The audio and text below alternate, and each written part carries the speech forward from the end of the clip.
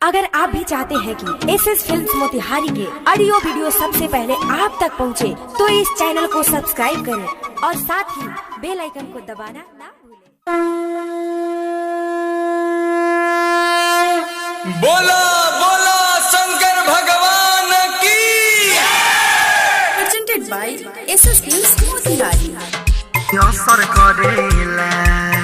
Music by Saurabh Aishwarya.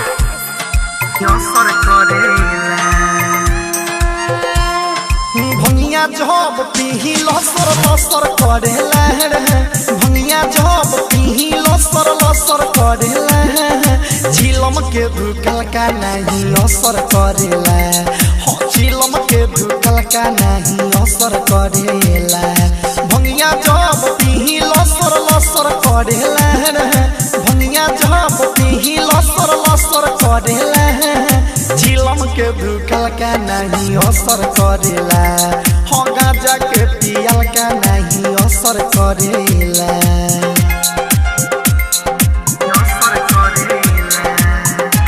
Saurabh digital recording studio Motihari.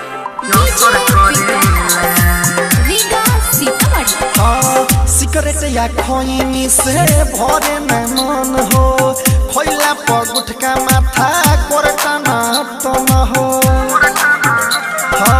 Cigarette या खैनी से भरे न मन हो, खैला पर गुटका माथा कोरटा ना तो न हो।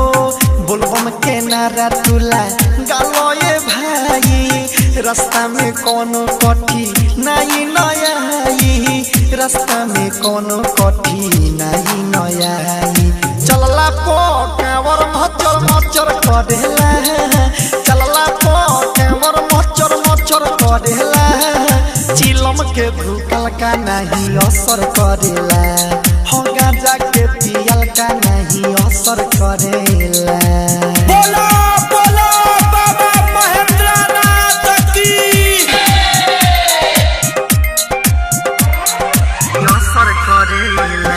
बोला बोला शंकर भगवान की।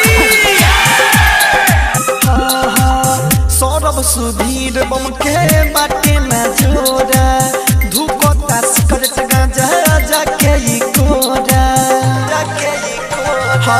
संगा शराबी के बाटे न जोड़ा, धुकोता गांजा सिगरेट जाके ई कोरा। किस्म संभारता सब कानू कावर, बोलबम बोल मिठू बढ़ जाई पावर, बोलबम बोल रूपलाल बढ़ जाई पावर।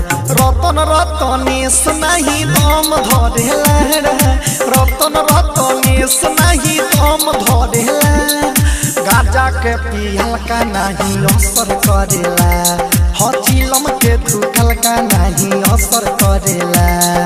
भंगिया जब पीही लसर लसर करेला, भंगिया जब पीही लसर लसर करेला, चिलम के धुकल का नहीं असर करेला, हाँ चिलम के धुकल का नहीं असर करेला।